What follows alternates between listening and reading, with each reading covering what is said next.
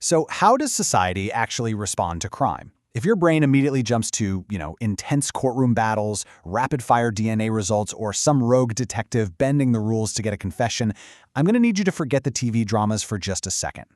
Welcome to Chapter 1, Crime and Criminal Justice. In this explainer, we're going to break down the true pillars and the very real philosophies that hold up our criminal justice system.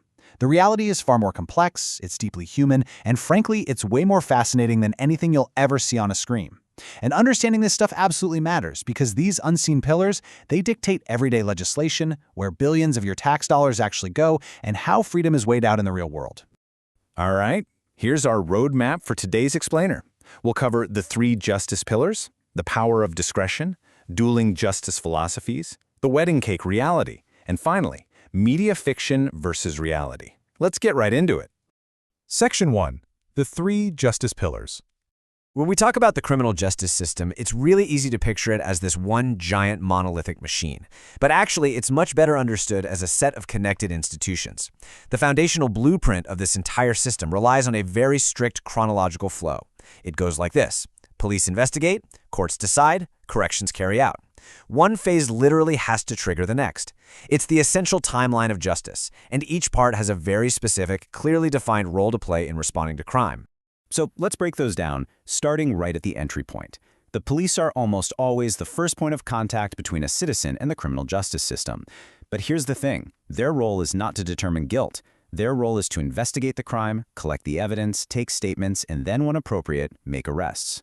Think of the police as the absolute controllers of the system's pipeline. They're the ultimate gatekeepers. If they choose not to investigate or not to make an arrest, the rest of the system simply never activates. The entire machinery relies on them turning that key. Okay, so once the police make an arrest and turn that key, the baton gets passed to the courts.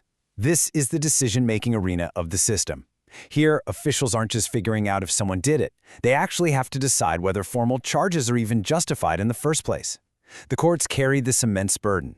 They have to rigorously balance state power against constitutional rights.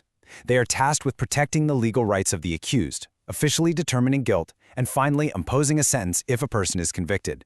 It's a massive balancing act, and the stakes are literally life-altering. And finally, if a sentence actually is imposed by the courts, we move on to corrections to carry out that punishment. Now, what's often completely misunderstood here is the sheer scope of this pillar. When people hear the word corrections, they immediately picture a prison cell, right? But the massive, often invisible bulk of the correction system is actually community supervision. We're talking probation and parole. It's about managing the sentence and monitoring behavior.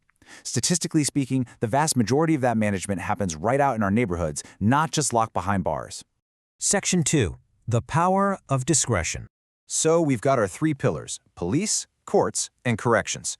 But we really need to recognize that the system isn't run by robots just blindly following a flowchart. Discretion is the lifeblood of the entire system. It is the decision-making power held by criminal justice officials.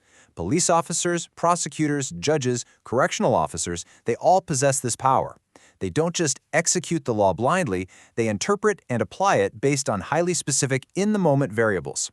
In the real world, discretion looks like a police officer pulling you over and, deciding to just issue a warning instead of a life-altering citation. Or a prosecutor looking at a totally swamped caseload and offering a plea deal rather than rolling the dice on a full trial. These aren't automatic, pre-programmed outcomes. These are complex, human choices that completely rewrite the trajectory of a person's life. And they happen thousands of times every single day. Because these choices so deeply impact lives. Sometimes deciding whether someone gets to go home to their family or goes to a cell, high ethical standards are absolutely essential here. We really have to look at these decisions analytically and ask, is a police officer's choice to give a warning fair, responsible, and appropriate given the circumstances? Discretion gives the justice system its necessary flexibility, for sure, but without rigorous standards, that flexibility can very, very easily turn into injustice.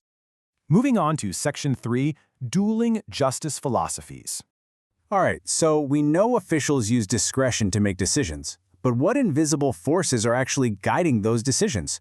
Well, this brings us to a brilliant illustration of the tension at the very heart of the system.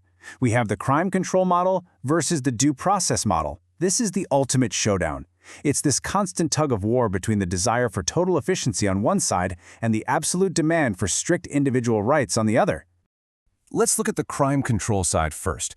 This philosophy prioritizes efficiency and public safety above pretty much everything else. Its main goal is to quickly and consistently control criminal behavior. Think of it exactly like an assembly line in a factory. It wants cases to move rapidly from arrest straight to punishment. And to keep that conveyor belt moving, the system makes trade-offs. In fact, to bypass lengthy trials and maintain that lightning speed, over 90% of all criminal cases in the US are resolved via plea bargains. The focus here is rapid processing, plain and simple. Now contrast that with the due process model. If crime control is an assembly line, due process is a rigorous obstacle course. Its primary focus is protecting individual rights and preventing wrongful punishment. It actually wants the system to be difficult for the government to navigate. It emphasizes formal legal fairness and careful review at every single stage. Now, while this model is admittedly much slower and way more expensive, it serves as the fundamental safeguard against governmental tyranny. It ensures the state has to prove its case fairly, step by exhausting step, before it can ever take away a citizen's freedom. Section 4, the wedding cake reality. So we've got these high-minded philosophies pulling the system in totally different directions. But how does this actually play out when we look at the sheer volume of cases?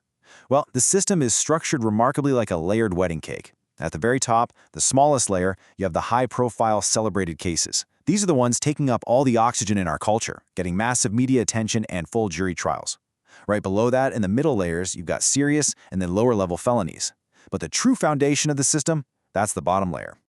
That massive bottom layer is made up of ordinary misdemeanors. And here is the profound irony of it all. These low-level offenses make up the vast bulk of the system's workload, yet they receive the absolute least amount of resources, attention, and visibility. The public tends to believe most cases end in dramatic trials like that top tier of the cake. But in reality, the vast majority of citizens who interact with the justice system will only ever experience this resource-starved bottom layer. It's essentially a factory churning through misdemeanors with rapid-fire plea deals, which, as you might guess, heavily favors that crime control model we just talked about. And finally, Section 5, media, fiction versus reality. This huge disconnect between the top of the cake and the bottom of the cake brings us directly to public perception. Let's start with the CSI Effect. Because of wildly popular crime dramas, the public has developed completely unrealistic expectations about forensic science. Sensational media makes investigations seem instantaneous. People genuinely expect a lab to process complex DNA during a single commercial break, when in reality, analysts are dealing with months-long backlogs just to get a standard fingerprint read. The evidence is slow, it's tedious, and honestly, sometimes it's entirely non-existent. Now combine that television fiction with our modern digital lives, and boom, you get confirmation bias. This is our natural human tendency to only seek out or remember information that already supports what we believe, and social media algorithms absolutely thrive on this. If you believe crime is everywhere and always violent, your feed is going to serve you endless, highly curated videos confirming exactly that. This digital echo chamber just further distorts society's understanding of how the system actually operates day to day.